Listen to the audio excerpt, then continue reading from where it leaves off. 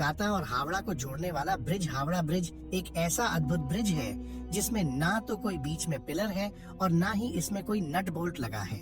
आखिर क्यों ठीक 12 बजे इस ब्रिज को बंद कर दिया जाता है और इस ब्रिज के नाम में भी रहस्य है।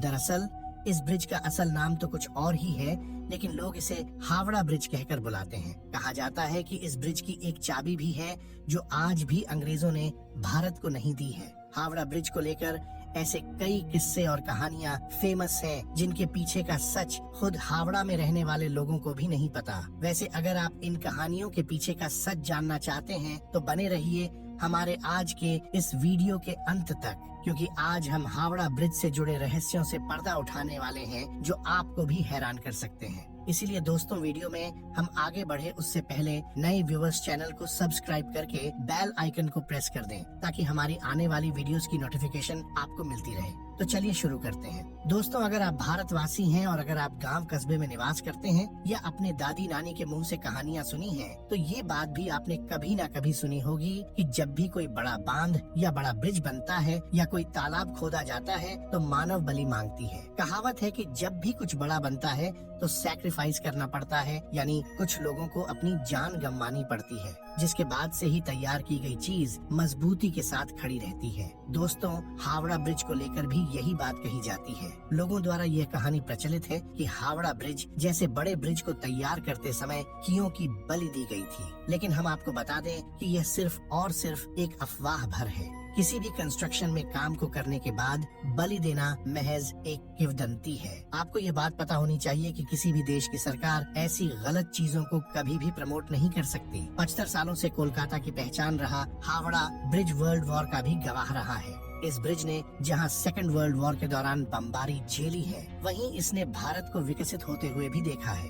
तो हावड़ा ब्रिज के इतिहास को जानने के लिए हमें उस समय के इतिहास को खंगालना होगा जब उसे तैयार किया जा रहा था। लेकिन उससे पहले हम यह जानेंगे कि क्यों इस ब्रिज को 12 बजे बंद कर दिया जाता है। दरअसल जिन इंजीनियरों ने इस ब्रिज को बनाकर तैयार किया, उन्होंने उसे 12 बजे बंद करने की बात कही थी। ऐसा कहा जाता है कि उन्होंने साफ चेतावनी दी थी कि इस ब्रिज को ठीक 12 बजे बंद कर देना, वरना यह ब्रिज गिर जाएगा। लेकिन इस बात की किसी को खबर नहीं है इसे दिन के 12 बजे बंद करना या रात के 12 बजे। यही वजह है कि जब भी घड़ी में 12 बजता है तो हावड़ा ब्रिज को कुछ देर के लिए बंद कर दिया जाता है। वहीं अभी हमने आपको थोड़ी देर पहले वीडियो में बताया कि हावड़ा ब्रिज के बारे में कहा जाता है कि इसकी चाबी भी है जो अब तक अंग्रेजों ने भारत को लौटाया नहीं है। दरअसल उस चाबी को लेकर लोगों का कहना है कि उस चाबी की मदद से ब्रिज को खोला जा सकता है। जी हाँ, कहने का मतलब ये है कि इस ब्रिज को कुछ इस तरह से डिजाइन किया गया था कि जब बड़े जहाजों को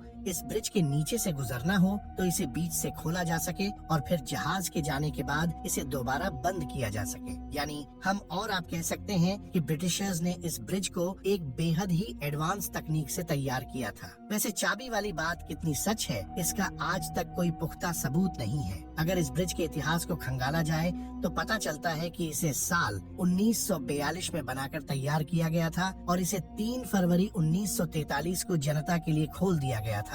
आपको जानकर गर्व होगा कि जब ये ब्रिज बनकर तैयार हुआ तो उस समय ये ब्रिज पूरी दुनिया में अपनी तरह का तीसरा सबसे लंबा ब्रिज था। दोस्तों, अब तक तो आप ये समझ ही गए होंगे कि हावड़ा ब्रिज का निर्माण अंग्रेजों ने करवाया था, लेकिन इसके पीछे का रीजन भी आप बहुतों को नहीं पता होगा। दरअसल उस समय कोलकाता और हावड़ा के बीच हुगली नदी पर कोई भी ब्रिज नहीं हुआ करता था। लोग एक से दूसरी ओर आवागमन के लिए नावों का इस्तेमाल किया करते थे। लेकिन साल 1871 में हावड़ा ब्रिज पास होने के बाद साल 1874 में हुगली नदी के ऊपर 8 लाख लागत से एक पीपे का पुल तैयार कराया गया। हालांकि साल 1906 में जब हावड़ा स्टेशन बना तो इस पुल पर लोगों की आवाजाही बंद हो गई। लोगों को किसी प्रकार का खतरा न हो, इसलिए इस पुल को हटाकर यहाँ एक फ्लोटिंग पुल बनाने का डिसीजन लिया गया। लेकिन दोस्तों, उसी वक्त फर्स्ट वर्ल्ड वॉर छिड़ गई, जिस वजह से फ्लोटिंग पुल बनाने का काम शुरू नहीं किया गया। लेकिन साल 1922 में न्यू हावड़ा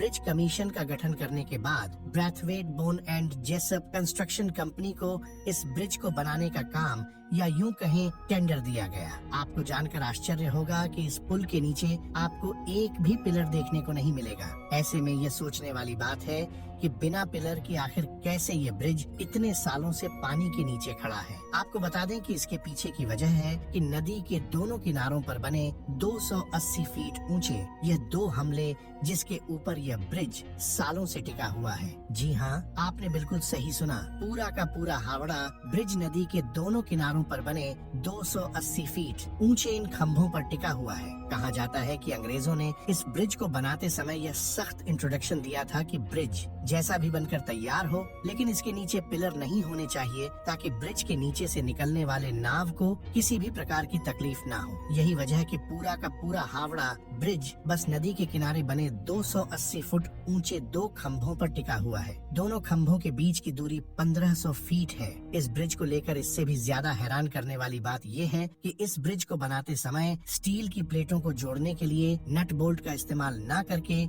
मेटल की बनी कीलों यानी कि रिवर्स का इस्तेमाल किया गया है। इतने बड़े ब्रिज में एक भी नट बोल्ट का इस्तेमाल न करना वाकई हैरान कर देने वाली बात है। आपकी जानकारी के लिए बता दें कि कैंटरलिवर ब्रिज को बनाने में 26,500 टन स्टील का इस्तेमाल किया गया है। जिन्हें नहीं पता, बता दें कि अलीबाग ब्रिज का एक प्रकार है और हावड़ा ब्रिज कैंटलेमा टाइप का ब्रिज है। उस समय हावड़ा ब्रिज को तैयार करने में लगने वाले 26,500 टन स्टील में से कुल 23,500 टन स्टील की सप्लाई खुद टाटा स्टील ने की थी। ऐसे में हम और आप कह सकते हैं कि हावड़ा ब्रिज के निर्माण में टाटा स्टील कंपनी का बहुत बड़ा योगदान है। दोस्तों, इतना सब कुछ जानने के बाद अब आप में से बहुतों के दिमाग में यह ख्याल आ रहा होगा कि क्या आज भी हावड़ा ब्रिज पूरी तरह से मजबूत है? तो दोस्तों का जवाब है कि शायद नहीं, और इसके लिए हम इंसान खुद ही जिम्मेदार हैं। दरअसल बंगाल के लोग पान खाने के काफी शौकीन होते हैं। साल 2011 में एक रिपोर्ट सामने आई थी जिसमें यह कहा गया था कि ब्रिज पर पान व तंबाकू थूकने की वजह से ब्रिज धीरे धीरे खराब हो रहा है। जिन खंभों पर पुल टिका है उनमें से कुछ के आधार की मोटाई पिछले कुछ सालों में आधी हो गई है। इस रिपोर्ट के बाद इस पुल को बचाने के लिए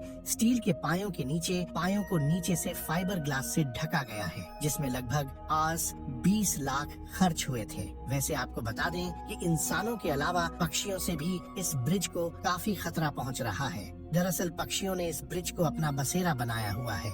यह लगातार यहाँ पर गंदगी फैलाते हैं जिससे ब्रिज को केमिकल लॉस हो रहा है। ब्रिज को बचाने के लिए ब्रिज के ऊपर से पक्षियों की गंदगी को साफ करने के लिए सरकार हर साल 5 लाख खर्च करती है। वहीं ब्रिज को जंग से बचाने के लिए इसे समय समय पर पेंट भी किया जाता है। इस पूरे ब्रिज को पेंट करने में 65 लाख का खर्च आता है। वैसे आप यह भी बात जानकर हैरान रह जाओगे कि हावड़ा ब्रिज दुनिया का एकमात्र ऐसा ब्रिज है जिसका अब तक उद्घाटन नहीं किया गया था। दरअसल जब यह ब्रिज बनकर तैयार हुआ था उस समय सेकेंड वर्ल्ड वॉर चल रहा था। चारों तरफ तबाही का मंजर था, इसलिए उस वक्त ये फैसला किया गया कि इस ब्रिज को बिना किसी उद्घाटन समारोह के ही चालू कर दिया जाए। उस समय ऐसा किया भी गया। इससे बिना उद्घाटन के ही लोगों के लिए खोल दिया गया।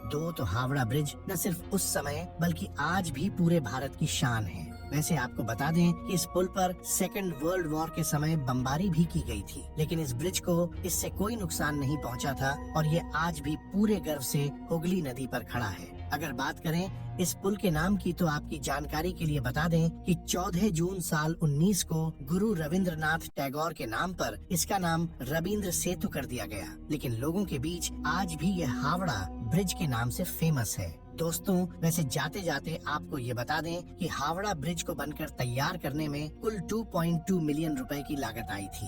इस ब्रिज की कुल लंबाई 1528 फीट है और इसकी चौड़ाई 62 फीट है। दोस्तों, यह ऐतिहासिक ब्रिज अपने आप में एक मिसाल है। दोस्तों, क्या आप कभी हावड़ा ब्रिज की सैर पर गए हैं? कमेंट में जरूर बताइएगा। दोस्तों, इस वीडियो फिलहाल इतना ही।